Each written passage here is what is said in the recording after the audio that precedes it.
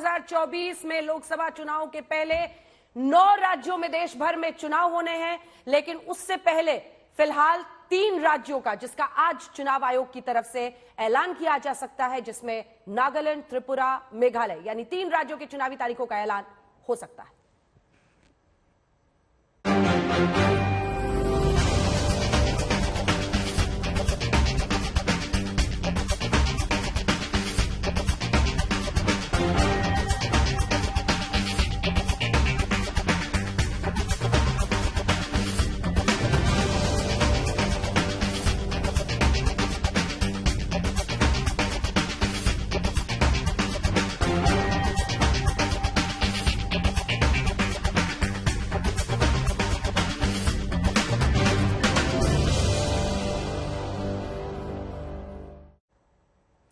तो नागालैंड, त्रिपुरा और मेघालय 3 राज्यों के चुनावी तारीखों का ऐलान अब से कुछ ही देर बाद चुनाव आयोग की तरफ से ठीक 2:30 बजे का वक्त दिया गया है। 23 मिनट बाकी हैं। 3 राज्यों की तस्वीरें आपको दिखा रहे हैं, लेकिन आपको यह भी बताते चले कि नागालैंड की जो असेंबली है वो मार्च 12 को खत्म हो जाएगी।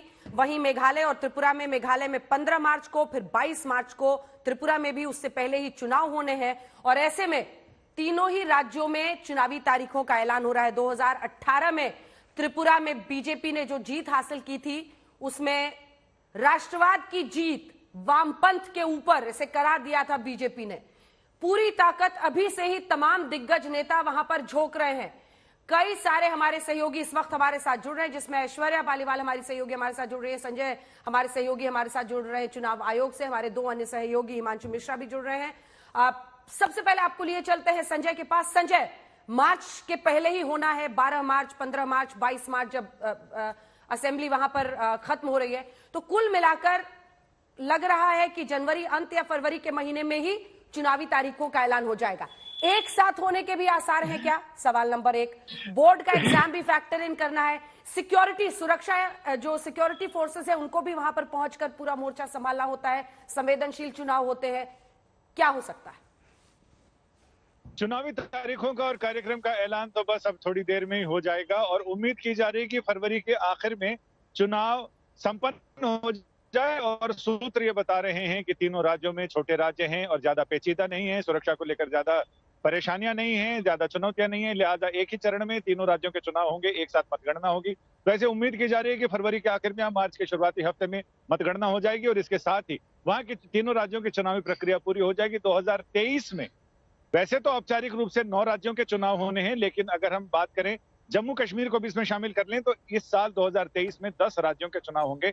और चुनाव आयोग इस बारे में सूत्र ये भी बता रहे हैं कि मई में शायद हो सकता है कि जम्मू कश्मीर विधानसभा के चुनाव हों, जो केंद्र शासित प्रदेश है।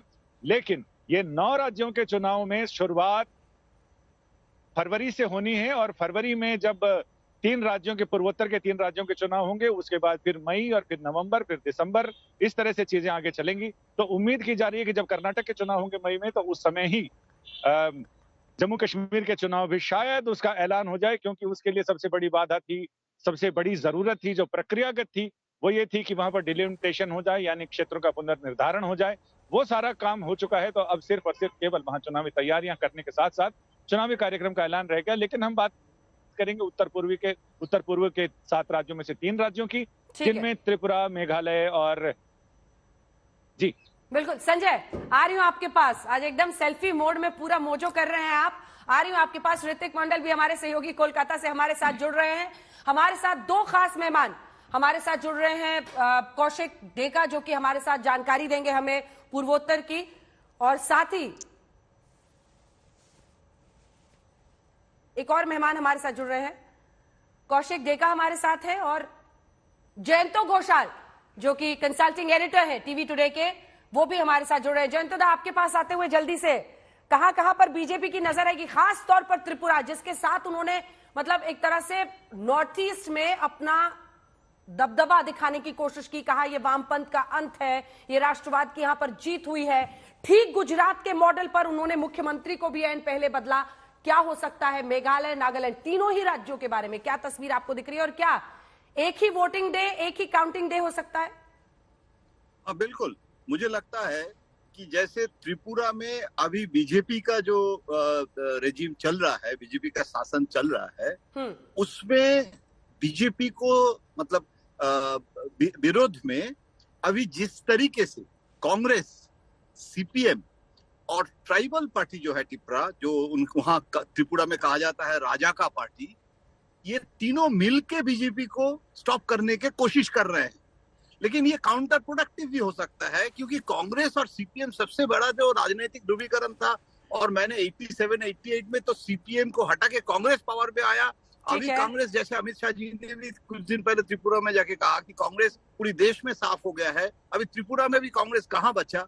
और सबसे बड़ी बात है कि कम्युनिस्ट जो सबसे कांग्रेस के खिलाफ था, अभी कम्युनिस्ट का भी हालत हुआ खराब है, तो इसीलिए मिलजुल के कोशिश कर रहे हैं खासकर ट्राइबल वोट को साथ में लाने का। लेकिन ये जो एक्सपेरिमेंट अभी कर रहे हैं, इसमें कोई आइडियोलॉजिकल अलायंस तो है नहीं। और ये जो है इलेक्टोरल विक्ट्री के लिए जो कर रहे हैं, ये बीजेपी वहां जो डेवलपमेंट के मुद्दे में, हम अभी एक हफ्ता पहले त्रिपुरा गए और वहां मैंने देखा है जैसे एयरपोर्ट कंप्लीटली बदल गया। अभी जो फ्लाईओवर त्रिपुरा में जो परिवर्तन हुआ है, ये सबसे बड़ा अभी बीजेपी का, और बीजेपी का चीफ मिनिस्टर भी चेंज हुआ है, जो एंटी इनकम्बेंसी था वो भी अभी जो नए चीफ मिनिस्टर। एक सेकंड आपको रोक रही हूँ, मैं लौटती हूँ आपके पास। ममता दी भी किस तरह की कोशिशें दिख रही हैं, वो शिलोंग से तस्वीरें आ रही हैं, शिलोंग की तस्वीरें दिख रही हैं जहां वो एक रैली को संबोधित कर रहे हैं। और मेघालय में भी अगर हम देखें तो जो रूलिंग कोalition है उसमें बीजेपी उनके साथ शामिल है। ये तस्वीरें और जो खास तौर पर ट्राइबल्स पार्टी का जिक्र उन्होंने त्रिपुरा के कॉन्टेक्स्ट में किया, क्या ट्राइबल पार्टी जो ऐसी बड़ी पार्टियां हैं उनका नुकसान, बीजेपी का नुकसान यहां पर कर सकती है, सब पर नजर रहेगी। लेकिन जो एक संदेश आप देख रहे होंगे, खास तौर पर वहां की टोपी पहनकर ममता बनर्जी वहां पर प्रचार कर रही हैं, ये भी एक संकेत है, वोटर्स को लुभाने की कोशिश है।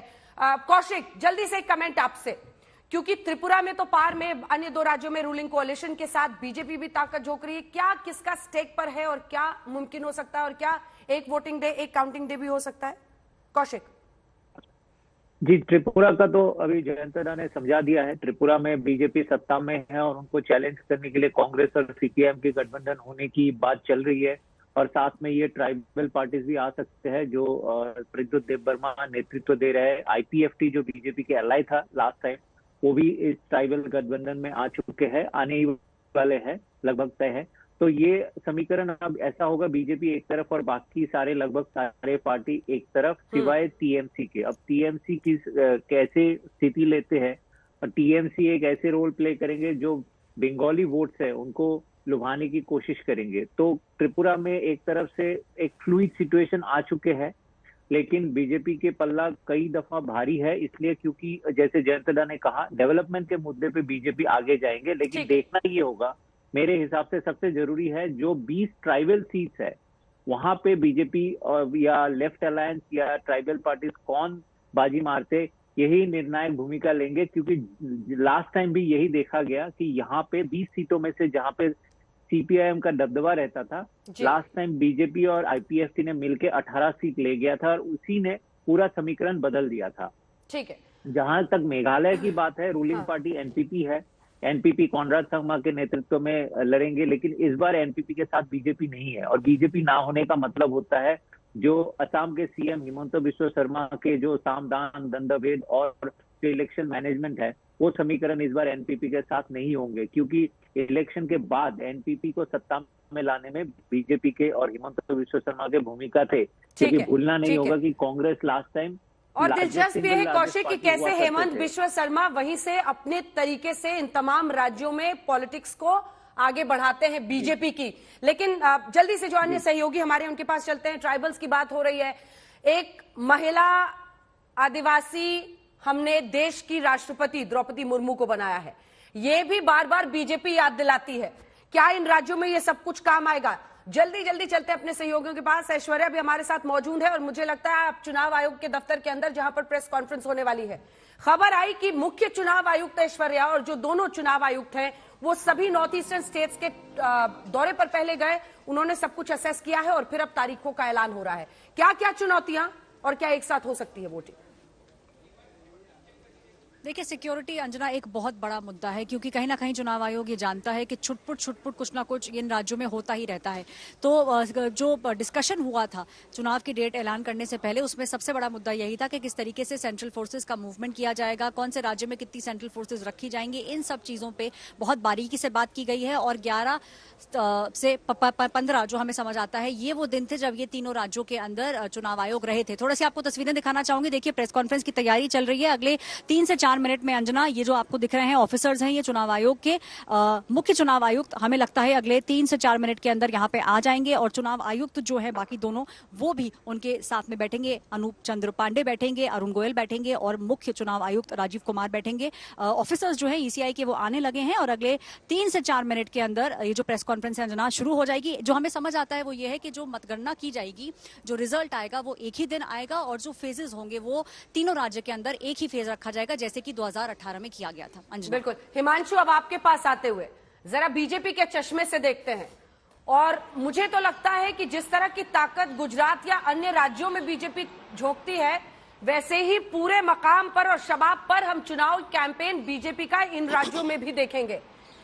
पूर्वोत्तर को लेकर जो प्रधानमंत्री का जोर है, वो हमेशा उसे दोहराते रहे हैं, और अब इन 3 राज्यों में किस तरह की स्ट्रैटेजी के साथ, अगर मोटे तौर पर जल्दी से आप बताएं, क्योंकि चुनाव आयोग अपने चुनावी तारीखों के ऐलान वाली मीटिंग को बड़ा टाइम पे शुरू करने के लिए जाना जाता है। जैसे मुझे लगता है 2:30 बजेगा, राजीव कुमार जी बैठ जाएंगे वहां पे मुख्य चुनाव। देखिए, बिल्कुल अंजना, देखिए अंजना, 2 दिन की भारतीय जनता पार्टी की जो कार्यकारिणी की बैठक थी, उसमें जो इस साल होने वाले चुनाव हैं उनको लेकर डिस्कशन हुआ। तो तीनों राज्यों को लेकर चर्चा हुई थी, त्रिपुरा को लेकर, नागालैंड को लेकर और मेघालय को लेकर। तीनों ही राज्यों में भारतीय जनता पार्टी जो है वो सरकार के अंदर है। त्रिपुरा में उनके मुख्यमंत्री हैं और मेघालय में वो सरकार के अंदर शामिल है, उनके दोनों विधायक जो है वो मंत्री हैं। नागालैंड में उनके डिप्टी सीएम है और वो सरकार के अंदर शामिल है। भारतीय जनता पार्टी की ये कोशिश रहेगी कि इस बार नागालैंड के अंदर वो ज्यादा से ज्यादा सीटें जीते, और इस बार भारतीय जनता पार्टी ने पहले ही अनाउंस भी कर दिया है कि वो 20 सीटों पर नागालैंड में चुनाव लड़ने जा रही है। मेघालय के अंदर भारतीय जनता पार्टी ने कुछ दिन पहले 4 विधायकों को शामिल कराया था, जिनमें 2 टीएमसी के थे, 1 कांग्रेस के और 1 एनपीपी के। तो अपने सहयोगी दल के विधायक को भी पॉचिंग करने में, यानी कि छीन कर लाने के लिए वो हिचकिचा नहीं रहे। उनको ये लगता है कि जब उनकी संख्या बढ़ेगी तो कहीं ना कहीं उनका सरकार के अंदर स्टेक भी बढ़ेगा। और इन्हीं तीनों राज्यों के अंदर भारतीय जनता पार्टी की कोशिश है कि ज्यादा से ज्यादा सीटें जीती जाए और अपनी पार्टी को विस्तार किया जाए। त्रिपुरा में उनकी सरकार है, पिछली बार वो 36 विधायक उनके जीते थे, यानी कि बहुमत से 5 ज्यादा।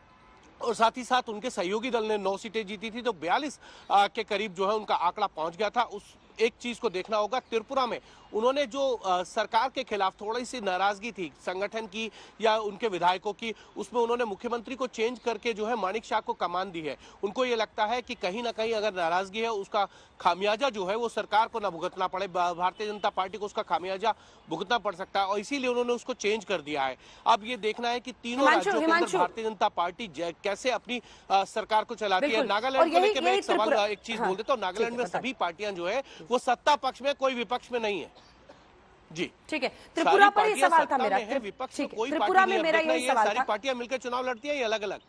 त्रिपुरा पे मेरा यही सवाल था कि एक तो जिस आप बात करें एंटी इनकम्बेंसी, जिसके मद्देनजर पहले ही मानिक शाह को कमान दे दिया गया, मुख्यमंत्री बदल दिया गया, दूसरी तरफ वामपंथी दलों और कांग्रेस का गठबंधन, और तीसरी तरफ ट्राइबल्स पार्टी की चुनौती, ये भी एक बड़ा चैलेंज रहेगा त्रिपुरा।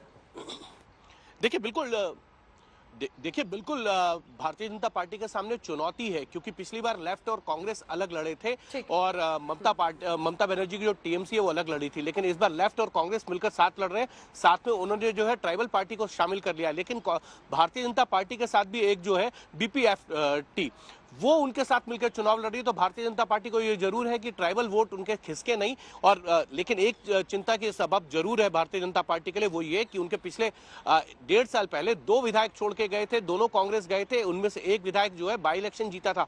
तो कहीं ना कहीं भारतीय जनता पार्टी को ये चिंता जरूर सताएगी कि कहीं उनके कुछ नेता नाराज होकर जो है वो दूसरी पार्टियों में ना जाए। इसको रोकने के लिए भारतीय जनता पार्टी की तरफ से मुहिम चलाई जा रही है, और मुझे लगता है उसकी कमान हेमंता विश्व शर्मा के हाथ में है, जो असम के मुख्यमंत्री भी है, और नॉर्थ ईस्ट में उनको भारतीय जनता पार्टी जो है अपने चाणक्य यानी अमित शाह के तौर पर देखती भी है। और उन्हीं की तस्वीरें भी हम दिखा रहे हैं। अमित शाह जिस तरह से पूर्वोत्तर के राज्यों में चुनावी प्रक्रिया को लेकर, चुनावी मुहिम को लेकर सक्रिय रहे हैं। जयंतोदा, इस पर एक सवाल आपसे जरूर करूंगी कि ये मास्टर स्ट्रैटेजिस्ट जो हैं बीजेपी के, किस तरह से, और पीएम का खुद जोर रहता है पूर्वोत्तर के राज्यों में,